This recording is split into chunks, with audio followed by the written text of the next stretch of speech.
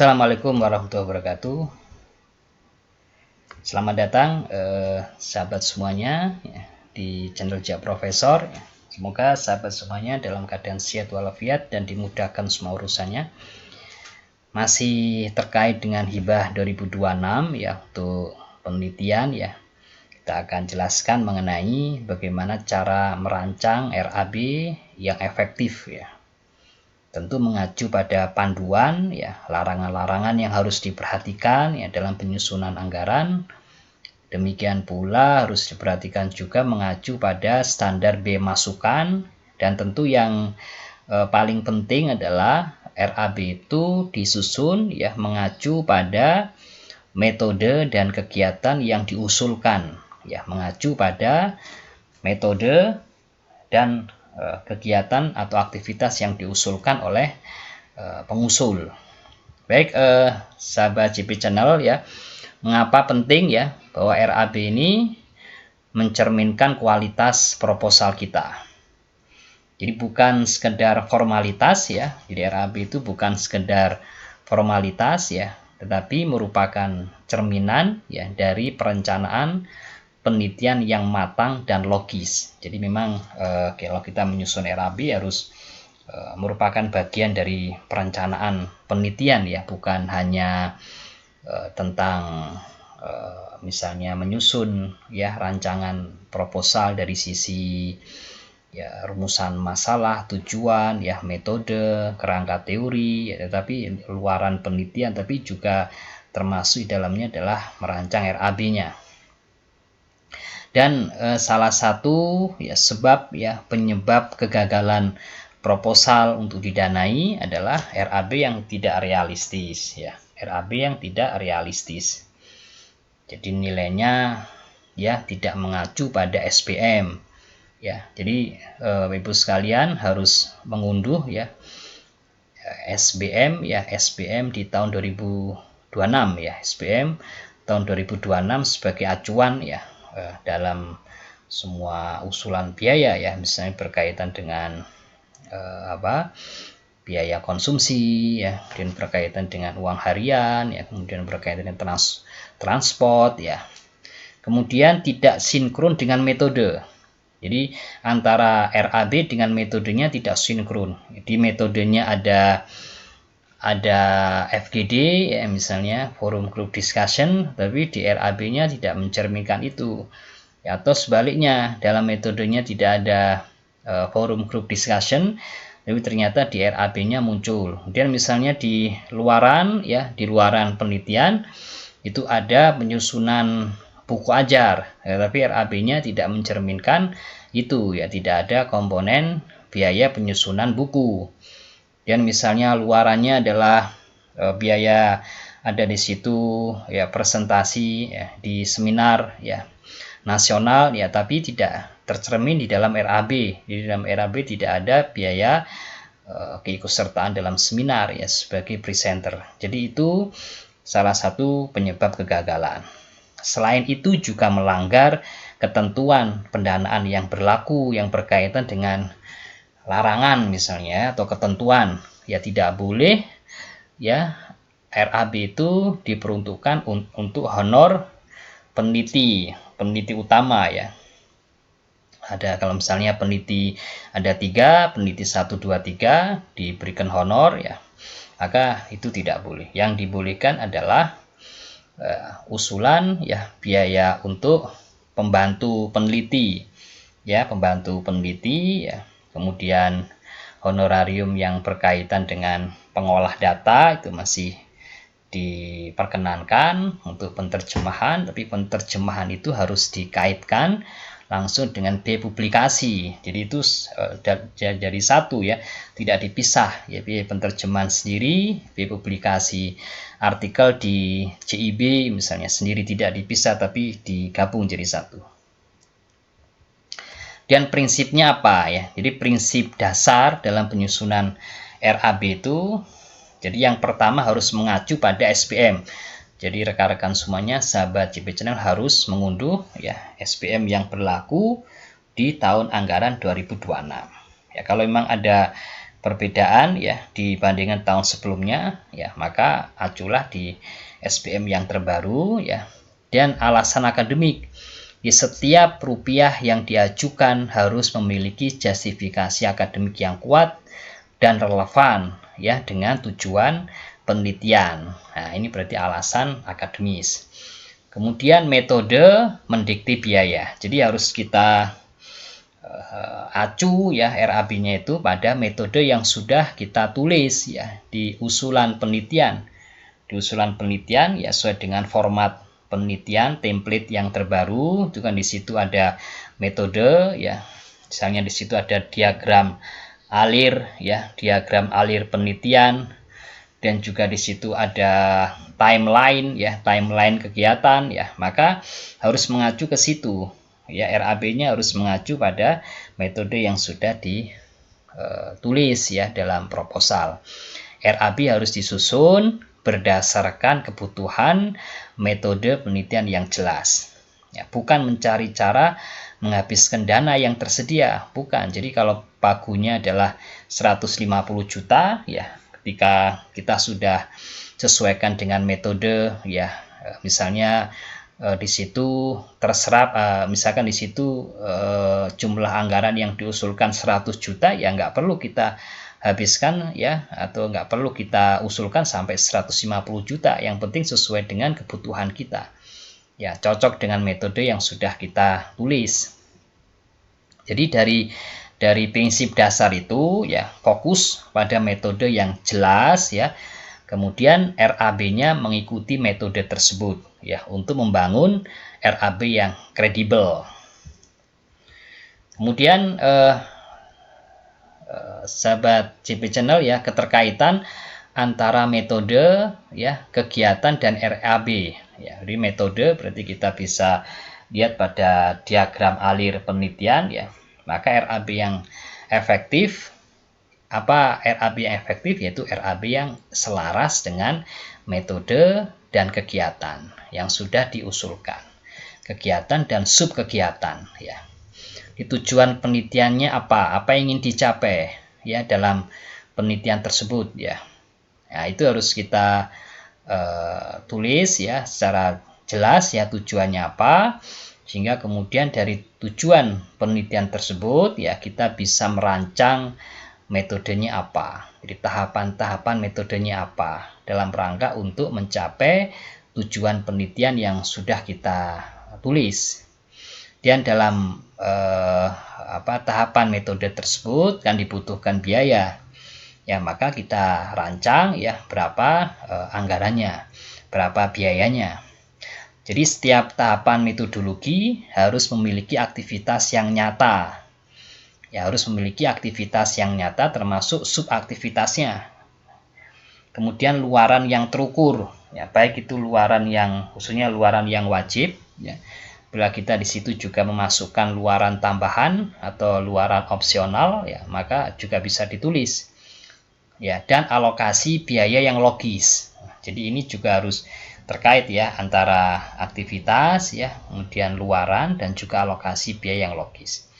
Hindari biaya yang untuk kegiatan yang tidak secara langsung mendukung metode penelitian atau yang tidak relevan ya dengan metode penelitian. Ini juga salah satu kalau kita baca ya di panduan ya untuk larangan ya, larangan atau ketentuannya adalah biaya-biaya yang tidak relevan atau yang tidak terkait secara langsung ya dengan metode yang dibuat atau dengan luaran, maka itu harus kita hindari. Kemudian sahabat semuanya, komponen yang wajib di dalam RAB itu ada 5 ya. Dimulai dari belanja bahan ya, kemudian biaya pengumpulan data, biaya analisis data, biaya sewa, dan juga biaya pelaporan dan luaran wajib. Untuk belanja bahan ya kita bisa memasukkan ya, di situ ada alat tulis kantor ya, ada bahan habis pakai ya, misalnya tinta printer bisa kita masukkan, dan fotokopi ya untuk cetak atau cetak instrumen ya, instrumen penelitian dan juga kuesioner ya. Maka ini bisa kita sesuaikan jumlahnya dengan responden ya. Kalau kita akan mengumpulkan data primer, ya responden dan durasi waktunya, durasi penelitiannya. Itu yang belanja bahan. Dan untuk biaya pengumpulan data, ya dalam pengumpulan data kan ada dibutuhkan biaya untuk petugas lapangan. Ya, petugas lapangannya bisa kita usulkan untuk biaya transportasi dan juga akomodasi lapangan. Dan juga konsumsi responden ya jika relevan. Maka kaitannya sama biaya pengumpulan data ya, maka reviewer juga bisa sangat sensitif ya terhadap penggelembungan biaya di komponen ini. Maka kita harus betul-betul ya secara detail ya memasukkan ya komponen-komponen biaya dalam pengumpulan data. Demikian juga dalam analisis data. Dalam analisis data ini ada usulan ya, misalnya biaya berkaitan dengan HR pengolah data. Bisa ya HR pengolah data, atau misalnya sewa software ya.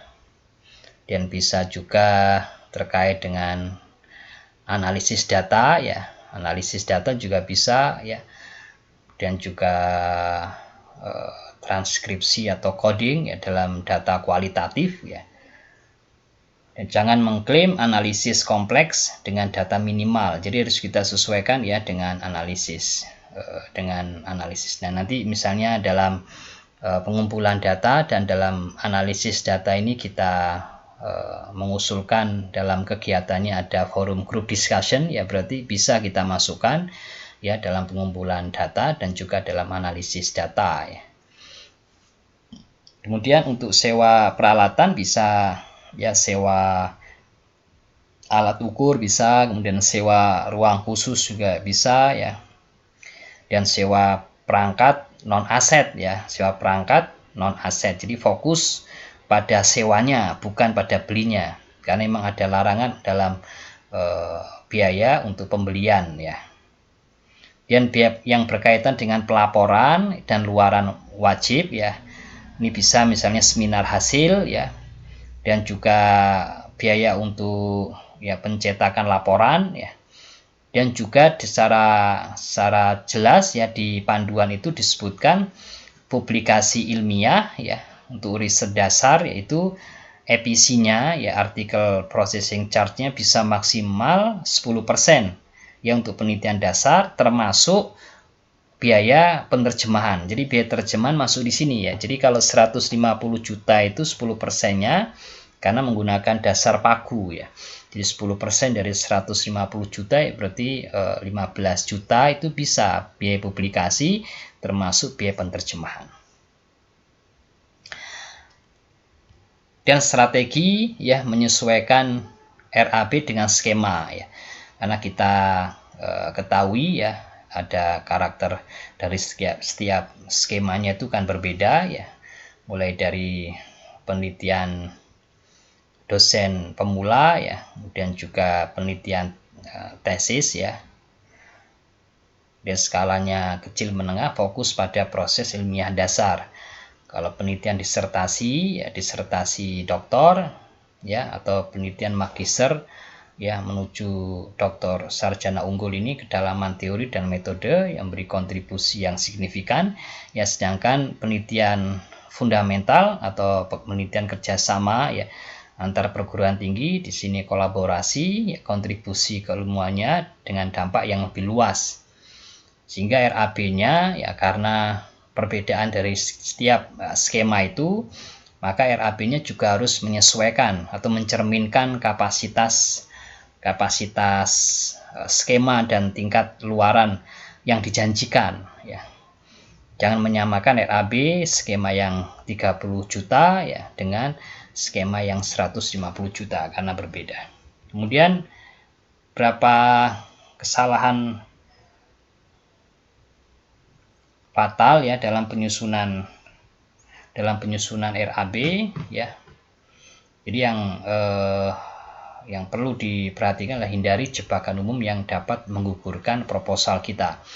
Jadi RAB-nya gemuk ya. Jadi metodenya sederhana tapi RAB-nya gemuk.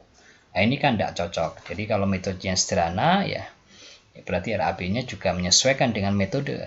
Maka kita harus perbaiki metodenya atau kita perbaiki RAB-nya agar menyesuaikan dengan metodenya. Jadi alokasi biaya yang tidak proporsional ya dengan kompleksitas metode ini perlu kita cermati, kita cek kembali metode yang kita gunakan apa, kegiatannya, aktivitasnya apa.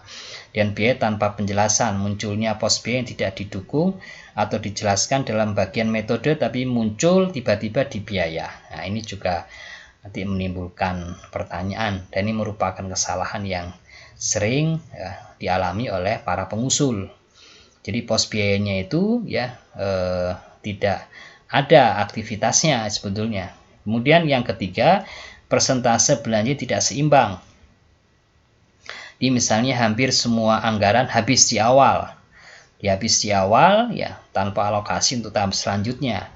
Padahal alokasi di tahap selanjutnya ada ya, alokasi untuk analisis biaya, ya untuk pelaporan ya, termasuk misalnya untuk publikasi, ya EPC, proofreading ya, termasuk penerjemahan, kemudian juga kalau terkait sama biaya luaran tambahannya ada konferensi ya, ini sudah habis di awal tapi di akhir nggak ada alokasi biayanya ya, maka ini yang juga jadi catatan ya bagi reviewer.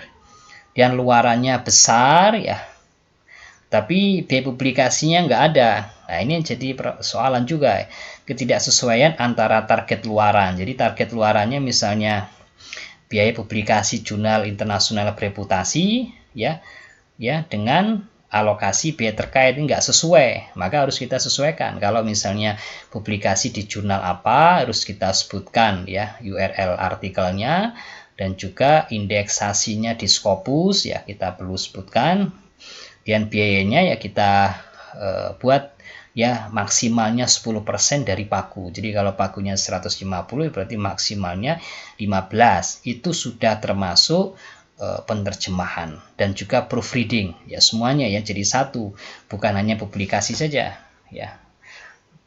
Khawatirnya nanti pengusul juga salah dalam memahami ya, nanti ditulis sendiri, penerjemahan ditulis sendiri ya, kemudian publikasi ditulis sendiri dengan nilai yang akhirnya kalau secara total itu melebihi 15 juta atau melebihi 10%. Kemudian larangan mutlak ini tentu harus diperhatikan betul oleh pengusul ya. Jadi item-item apa saja yang dilarang dalam penggunaan dana. Ini tadi yang kita sudah jelaskan di awal harus kita perhatikan. Jadi untuk honorarium tim peneliti ya, misalnya kalau peneliti ada 3, peneliti 1, 2, 3, maka 3 peneliti utama tersebut ya tidak diperkenankan untuk diusulkan honorarium timnya ya. Tapi untuk pembantu peneliti boleh ya, pembantu peneliti bisa, pengolah data bisa ya, dan biaya analisis data juga bisa ya. Kemudian untuk pembelian aset ya, pembelian aset ini dilarang ya, dilarang membeli aset dalam bentuk tanah, bangunan, kendaraan atau alat ya yang berpotensi menjadi aset permanen. Jadi ini larangan tidak boleh diusulkan ya dalam RAB. Kemudian juga pulsa ya dan juga paket internet pribadi ini juga dilarang ya, penggunaan dana untuk kebutuhan komunikasi pribadi tidak diperbolehkan ya. Kemudian hibah tunai ya dan juga non riset, hibah tunai dan non riset dilarang memberikan hibah tunai ke masyarakat ya atau membiayai aktivitas yang non riset atau memberikan pinjaman, meminjamkan kepada orang lain itu juga dilarang. Ini larangan yang harus betul-betul dihindari ya agar RAB kita ya sesuai dengan aturan. Karena kalau ini dilanggar ya pasti nanti tidak akan diusulkan atau tidak akan lolos ya oleh reviewer ya, karena ini menjadi syarat mutlak yang harus dipenuhi. Dan sinkronisasi ya, sinkronisasi RAB dan indikator monitoring dan evaluasi ya di mana RAB itu kita sesuaikan dengan beberapa indikator ya. Reviewer akan secara cermat memeriksa konsistensi ya antara ya diagram alir penelitian ya, apakah selaras dengan anggaran. Jadi kita dalam menyusun diagram alir itu ya, misalnya yang akan kita usulkan ya, mulai dari kegiatan pertama ya, misalnya persiapan ya, sampai ya dengan pelaporan ya, dan juga publikasi artikel ya, finalisasi laporan ya, itu apakah sudah selaras dengan RAB yang sudah diajukan. Nah, itu yang nanti akan secara cermat diperiksa oleh reviewer. Kemudian setiap tahapan metode ya, apakah setiap tahapan metode atau aktivitas itu ya memiliki biaya atau memiliki output ya, dan juga penanggung jawab yang jelas ya, Nah, ini harus diperhatikan. Penanggung jawab dari setiap kegiatan ya, itu harus kita isi ya, atau kita buatkan ya di setiap aktivitas, dan itu nanti juga selaras dengan apa yang kita tulis ya di akun Bima ya, terkait dengan tugas dan tanggung jawab dari setiap anggota peneliti yang termasuk di dalamnya adalah pembantu peneliti. Dan jadwal kegiatan apakah masuk akal dengan pola penyerapan dana yang sudah direncanakan ya, antara jadwal kegiatan yang kita buat dalam bentuk timeline itu, jadi ada kegiatan dan juga jadwalnya, itu sudah selaras enggak dengan atau seberapa jauh ya penyerapan atau tingkat terserapan dana. Kemudian RAB yang ideal adalah yang mudah dieksekusi ya, akuntabel ya, dan mendukung tercapainya luaran penelitian secara efektif. Jadi saya rasa itu ya sahabat JP Channel ya, panduan dalam menyusun ya, RAB ya, tip dan strategi ya untuk menghasilkan atau merancang RAB yang efektif ya untuk IBAH 2026. Insya Allah jika masih ada kesempatan nanti kita akan menyusun ya bagaimana panduan praktis ya untuk menyusun RAB ya di tahun 2026. Demikian sahabat JP Channel ya, semoga apa yang kita sampaikan ya memberi manfaat ya kepada semuanya ya, dan adalah yang dalam proses untuk menyusun proposal IBAH ya, semoga lancar semuanya dan diberi kemudahan. Terus ikuti channel Jejak Profesor ya, bersama menuju ilmuwan berkarya. Saya akhiri, assalamualaikum warahmatullahi wabarakatuh.